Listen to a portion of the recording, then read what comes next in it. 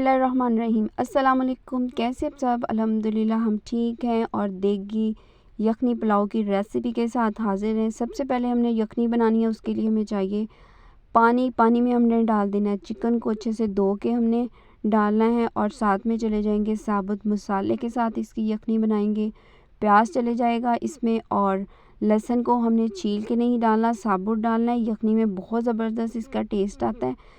और इसमें चले जाएगा धनिया, ज़ीरा, काली मिर्च, लौंग, बड़ी इलायची, दालचीनी, बादियान के फूल और तेज़पात। आप इस टाइम भी डाल सकते हैं या आप उसे चाहें तो जब आप प्याज फ्राई करें तो उस टाइम भी डाल सकते हैं। 15 मिनट हमने 10 से 15 मिनट इसको लगाना है प्रेशर। हस्बे ज़रूरत हमने इसमें डाल देना है नमक। कोई इसमें हमने सुरख मिर्च या इस तरह की चीज़ ऐड नहीं करनी। यखनी पुलाव को हम बनाएंगे बिल्कुल देगी और ऑथेंटिक तरीके से। यखनी हमारी 15 मिनट में रेडी हो जाएगी। उतनी देर में हमने चावल भिगो के साइड पर रख देने हैं। और अब हम तैयार कर लेंगे प्याज को। 1 कप ऑयल लेना है और इसमें हमने प्याज को फ्राई कर लेना है। थोड़ा सा प्याज हम निकाल लेंगे ब्राउन करके, ताकि एंड पे हम उसको गार्निश कर सके। बहुत ही मज़ेदार और बहुत लाइट सा और बहुत ही फ्लेवरफुल हमारा यखनी पुलाव बनेगा। आपने भी इसी ट्रिक को फॉलो करना है। देग का अगर आप चाहते हैं कि देग वाला जायका है तो आपने इस चीज़ को देखना है कि आपने जो स्टेप है उनको फॉलो करना है। अदरक लहसुन का पेस्ट हम डालेंगे। जब प्याज हल्का सा ब्राउन हो जाए उसमें अदरक लहसुन का पेस्ट डाल के हमने इसको अच्छे से कर लेनी है इसकी बुनाई। जब अदरक लहसुन की भी खुशबू आना शुरू हो जाए तो बाकी चीज़ें हम इसमें ऐड करेंगे। जितना प्यारा आपका कलर होगा, यखनी पुलाव में बहुत ज़्यादा ब्राउन कलर अच्छा नहीं लगता, बस हमने इसको गोल्डन सा कलर रखना है। टमाटर और सब्ज़ मिर्च हमने काट करके इसमें डाल देनी है।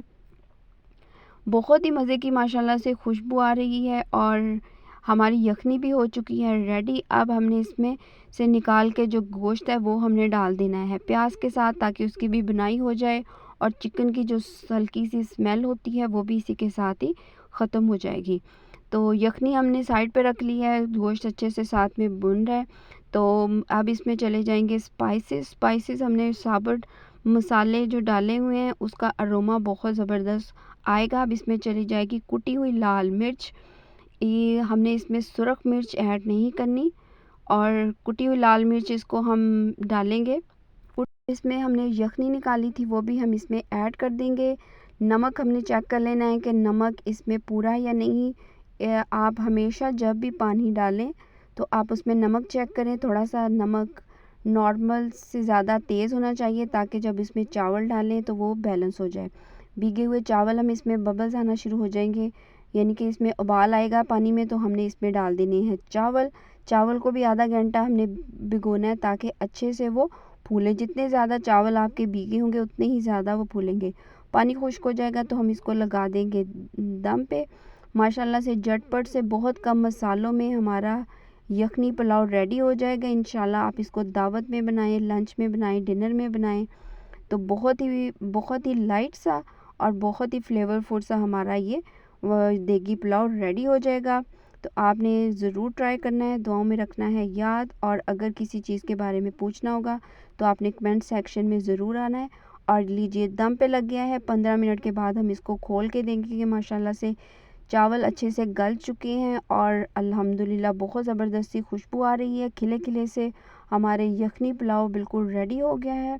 इसको करते हैं हम डिश आउट।